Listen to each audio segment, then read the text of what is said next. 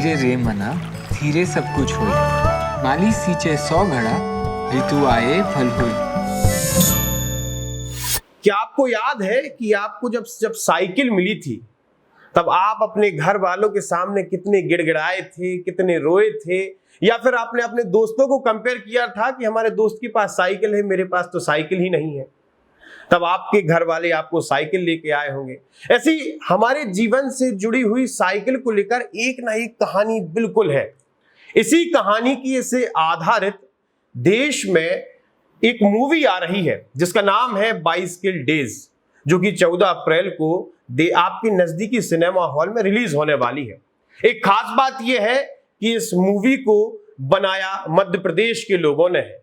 मतलब यहाँ के प्रोड्यूसर, डायरेक्टर और राइटर मध्य प्रदेश की है, आर्टिस्ट मध्य प्रदेश की है और सारी की सारी टीम लगभग मध्य प्रदेश की है, लोकेशन भी मध्य प्रदेश की है। तो हमारे साथ पूरी की पूरी बाइसिकल डेज की टीम मौजूद है। दिव्यानी जो कि इस मूवी की प्रोड्यूसर है, साथ ही सक्षम जो कि क्रिएटिव प्रोड्यूसर है और दर्शक जो कि मूवी में लीड रोल निभा रहे हैं। सबसे पहले दिव्यानी आपके पास आऊंगा मैं। कहां से ये आइडिया आया कि बाइसिकल साइकिल को लेके इस मूवी को डायरेक्ट किया जाए या बनाया जाए? कहां से ये आइडिया आया? बाइसिकल जो है इस मूवी का पिवट पॉइंट है। बाइसिकल को लेके ये मूवी की कहानी रची गई है, पर बाइसिकल के अलावा और बहुत सारे मोमेंट्स हैं, बहुत सारे ऐसे इंसिडेंट हैं जो रोज़मर्रा की जीवन में एक बच्चा, लड़का या लड़की अपने जीवन में महसूस करते हैं, देखते हैं और वो जीते हैं।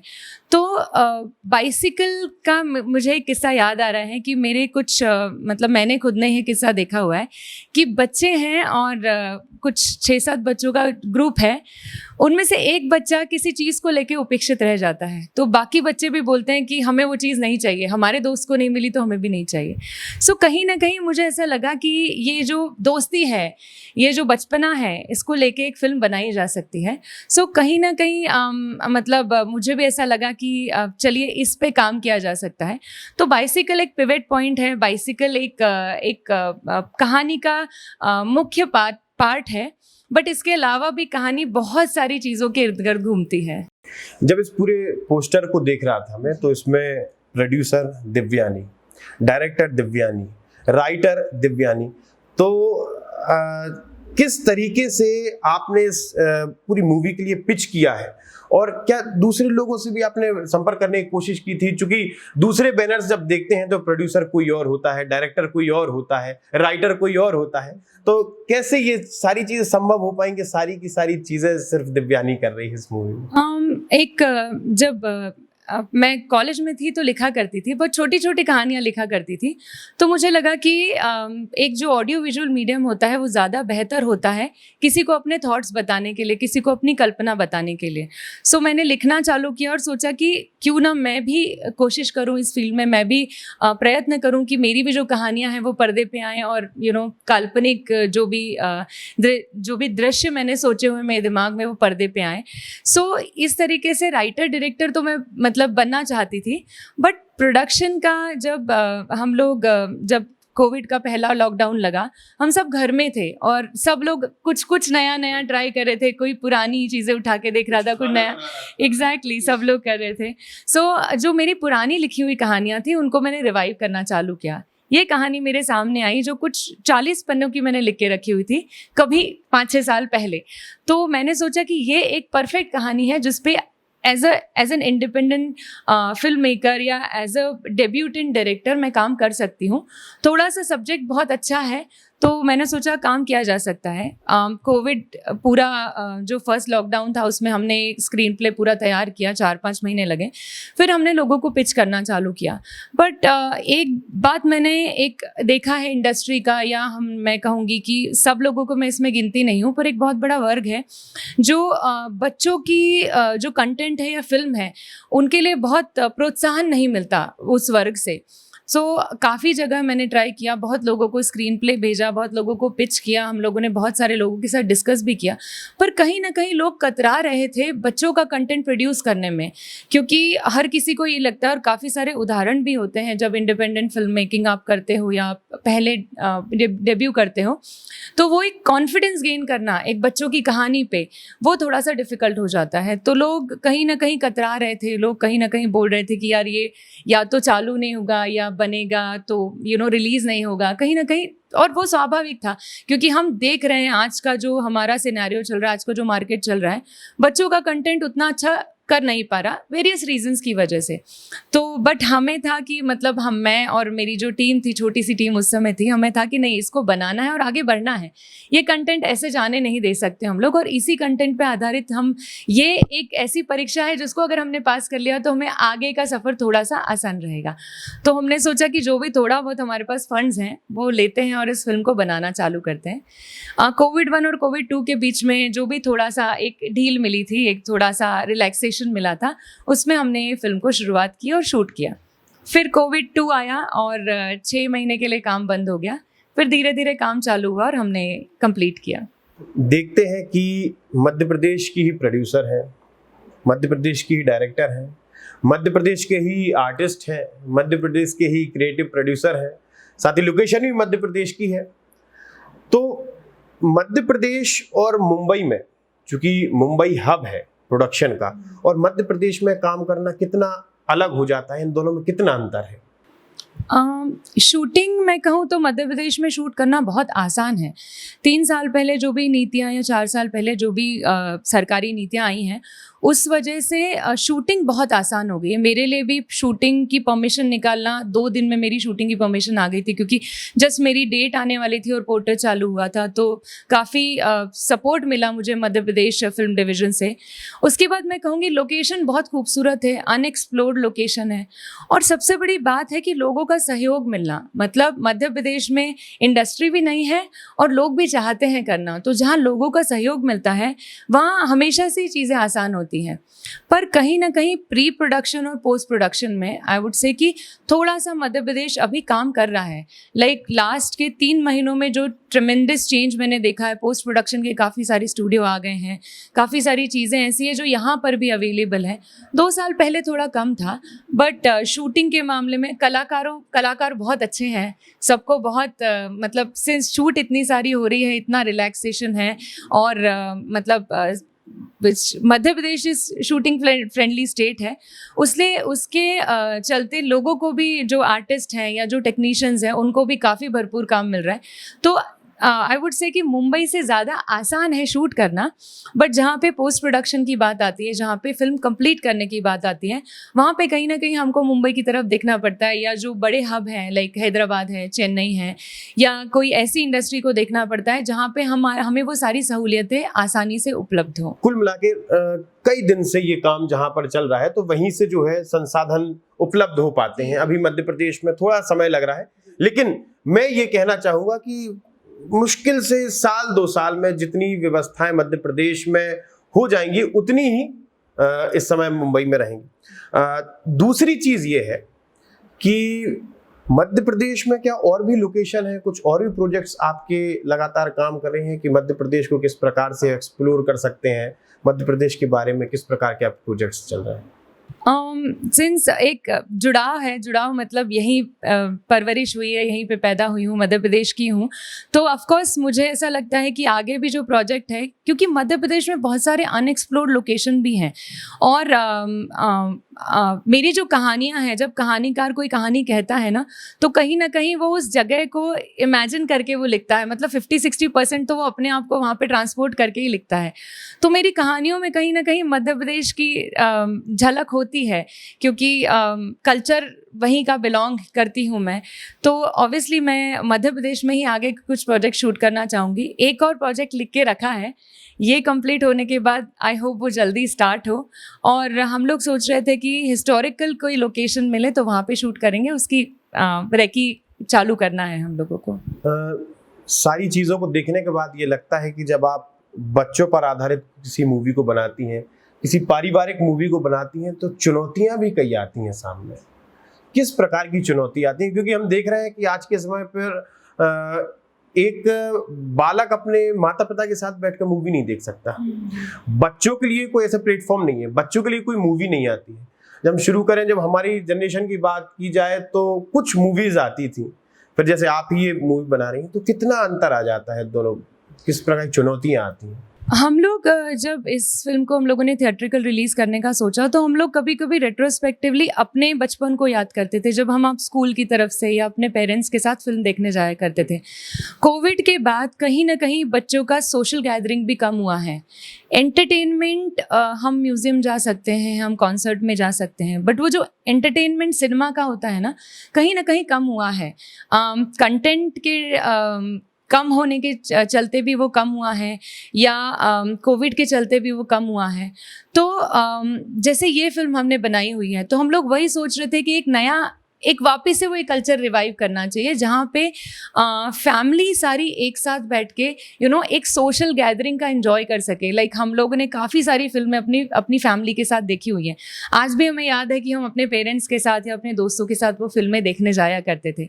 तो इस फिल्म के माध्यम से मैं कहूँगी कि पूरी फैमिली एक बहुत अच्छा टाइम थिएटर में स्पेंड करेगी। एक नया वापस से वही आपकी जो फीलिंग है वो वापस से आपको मिलने वाली है। एक और प्रश्न आपसे है कि बॉलीवुड को जब हम देखते हैं तो बच्चों पर आधारित जो मूवीज हैं उनकी संख्या कम क्यों है?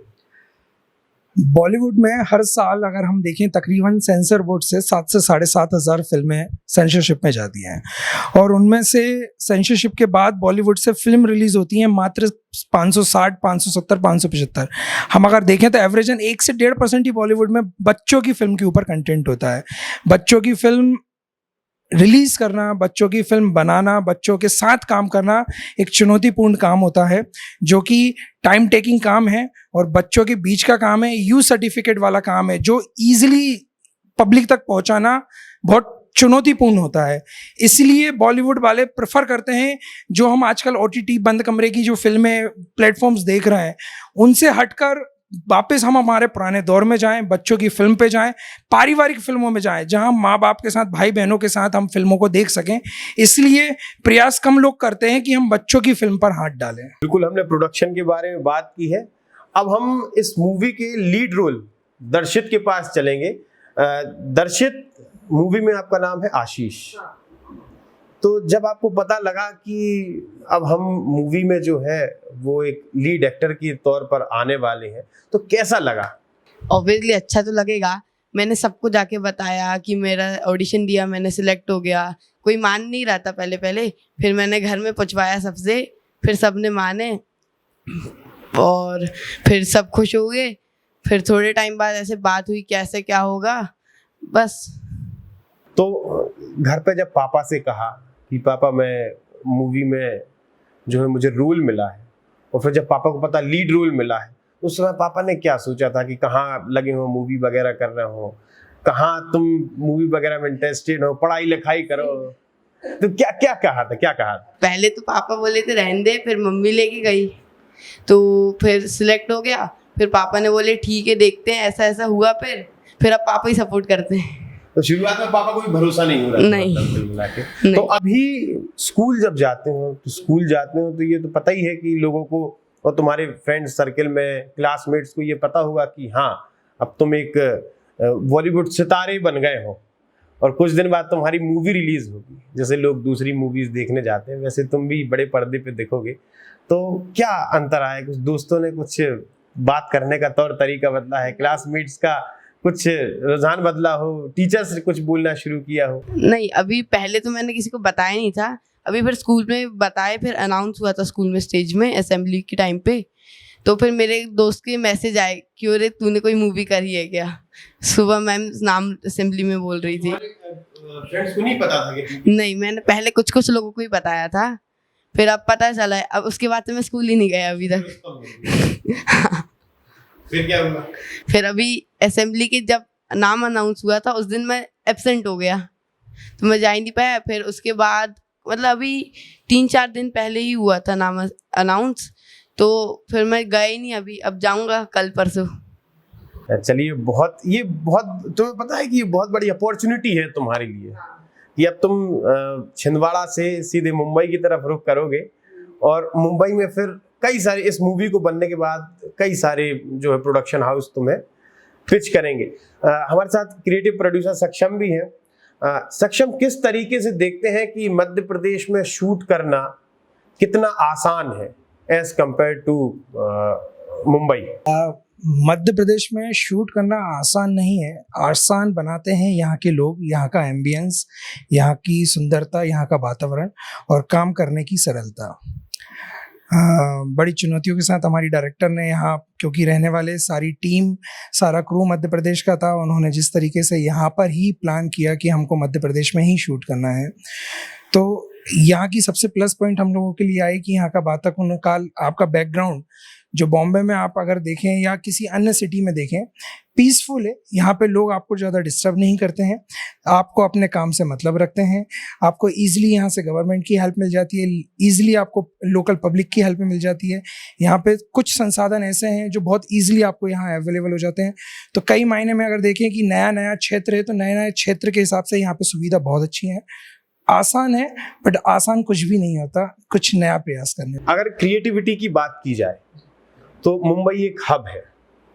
मुंबई में आप जाएंगे तो वहाँ लोगों को निकालेंगे कि इस स्ट्रीम का कौन है, इस स्ट्रीम का कौन है, ये इस तरीके से काम करते हैं। मध्य प्रदेश में ये क्रिएटिविटी कैसे खोजते हैं, कैसे ढूंढते हैं, कैसे निकालते हैं कि हाँ यार ये बंदा जो है वो इस रोल के लिए बिल्कुल फिट है? इसका पूरा क्रेडिट हमारे डायरेक्टर को जाता है, जो एक्सीडेंटली प्रोड्यूसर बन चुकी हैं फिल्म की।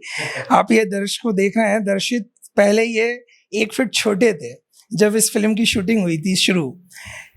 इसको ढूंढ निकालने का काम हो या हमारी टीम के अंदर, हमारी फिल्म के अंदर जितने भी चाइल्ड आर्टिस्ट हैं, पूरा हमारी टीम, डायरेक्टर ने और इनकी पूरी टीम, हम लोगों की पूरी टीम ने ढूंढा। बच्चों को सिर्फ ढूंढना ही काम नहीं होता, हीरे को तराशना काम नहीं होता, हीरे को पॉलिशिंग करना बहुत ज़रूरी होता है। 15 to 20 डेज की प्रॉपर एक्टिंग वर्कशॉप ली गई, पूरा ट्रेन किया गया इनको। डायरेक्टर ने, हमारी दिव्यानी ने इनको प्रॉपर, इनको डायलॉग डिलीवरी, टाइमिंग, लाइटिंग, कैसे कहाँ किसको देखना है, किसको फ्रेमिंग करना है, पूरा टेक्निकली इनको साउंड किया। 15 दिन के बाद, 15 से 18 दिन, कुछ बच्चों को 20-20 दिन तक ट्रेनिंग दी। जब सब बच्चे हमारे, सारे कलाकार हमारे रेडी हो चुके थे, तब हम लोग फ्लो पे गए। फिर हम फिर वापस दिव्यानी की तरफ आएंगे कि आखिर में आप क्या कहना चाहेंगी दर्शकों को कि किस प्रकार की मूवी है? शॉर्ट में बताइए किस तरीके की मूवी है और आपकी तरफ से अपील। जी, हम जब छोटे थे तो अपने दोस्तों के साथ और अपनी फैमिली के साथ जो फिल्म देखने जाया करते थे, ये सेम वैसा ही अनुभव होने वाला है। हम लोगों ने डिसीजन भी ये फिल्म को थिएटर में रिलीज़ करने का इसलिए भी लिया था ताकि एक वापस से शुरुआत करने की हमारी एक कोशिश है। बच्चों का सिनेमा, बच्चों का कंटेंट जो बहुत कम हो चुका है बनना, उसको और प्रोत्साहन मिले। इस फिल्म के ज़रिए अगर ये फिल्म थिएटर में रिलीज़ होती है और इसको अच्छा रिस्पॉन्स मिलता है, तो शायद मेरे जैसे कई इंडिपेंडेंट डायरेक्टर्स होंगे जो अपनी फिल्म थिएटर में रिलीज़ करना चाहेंगे। और स्पेशली बच्चों का कंटेंट जो बनाते हैं, जिनको कहीं ना कहीं एनकरेजमेंट की कमी होती है, एनकरेज नहीं किया जाता, जिनको बार बार कहा जाता है कि बच्चों का मत बनाओ, बड़ों का कंटेंट बनाओ। पर मुझे लगता है कि इस फिल्म के ज़रिए अगर ये फिल्म को अच्छा रिस्पॉन्स मिलता है, आप सबका आशीर्वाद मिलता है, तो मेरे जैसे कई ऐसे और इंडिपेंडेंट डायरेक्टर, प्रोड्यूसर्स होंगे जो थोड़ा रिस्क लेने की कोशिश करेंगे, बच्चों के लिए और अच्छा कंटेंट बनाने की कोशिश करेंगे, और मैं कहूँगी फैमिली ओरिएंटेड कंटेंट बनाने की कोशिश करेंगे, ताकि और हमारा जो सोशल, मैं कहूँगी अगेन सोशल गैदरिंग जो हम लोग मिस कर रहे हैं OTT आने के बाद, सबके डिवाइसेस पे एक सबके अलग अलग पसंद, अलग अलग चैनल्स हैं, सब अपने अपने तरीके से अपने अपने समय पे कंटेंट देखते हैं। पर कहीं ना कहीं 1-2 घंटा, 3 घंटा अगर हम अपनी फैमिली के लिए निकालें और एक साथ अगर हम एक एंटरटेनिंग फिल्म देखें या एंटरटेनिंग कोई कंटेंट देखें, तो मुझे लगता है कि वो काफ़ी होता है हफ्ते भर की थकान ख़त्म करने के लिए या अपनी फैमिली के लिए, एक बहुत फैमिली के साथ बहुत अच्छा टाइम स्पेंड करने के लिए। तो ये फिल्म वो एक एक्सपीरियंस देगी। और दूसरा एक्सपीरियंस ये है कि हर कोई जब अपनी कोई भी जब अपने बचपन को याद करता है, साइकिल के साथ याद करता है, दोस्तों के साथ याद करता है, स्कूल को याद करता है, तो कहीं ना कहीं आंखों में चमक आ जाती है, कहीं ना कहीं चेहरे पे मुस्कुराहट आ जाती है। लोगों के पास बहुत किस्से होते हैं जो वो बताते हैं, दोस्तों के साथ बैठ के बात करते हैं कि हम ये क्या करते थे, वो क्या करते हैं।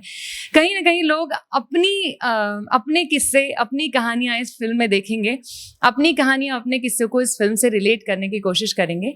सो मैं कहूँगी कि एक फैमिली एंटरटेनर है, अपनी फैमिली के साथ जाएं। टीचर्स, स्कूल्स बच्चों को प्रोत्साहित करें कि एक एंटरटेनमेंट का एक नया जरिया जो हम कहीं ना कहीं भूलते जा रहे थे, वो वापस से रिवाइव करें। बच्चों को स्कूल से सिनेमा देखने लेके जाएं, जैसे हम लोग जाया करते थे। हमने भी काफ़ी सिनेमा बच्चों का स्कूल से देखा हुआ है। तो एक छोटी सी रिक्वेस्ट है कि पेरेंट्स, जो शिक्षक हैं या हमारी जो सोसाइटी है, वो थोड़ा और इनकरेजमेंट दे बच्चों के सिनेमा को, बच्चों के कंटेंट को। 14 अप्रैल नजदीकी सिनेमाघरों में। जी हाँ, तो 14 अप्रैल को बाइसिकल डेज रिलीज हो रही है और अपनी जिंदगी में बचपन से जुड़े हुए किस्से को तरोताजा करने सिनेमा हॉल में जाइए और इस मूवी का आनंद उठाइए। आप जुड़े रहिए हमारे साथ, देखते रहिए आयो। तो आप हमारे चैनल को सब्सक्राइब कर सकते हैं। फेसबुक, इंस्टा, यूट्यूब, ट्विटर हर जगह मौजूद है। आपका बहुत बहुत धन्यवाद। लगातार जुड़े रहने के लिए आयुध को सब्सक्राइब जरूर करें।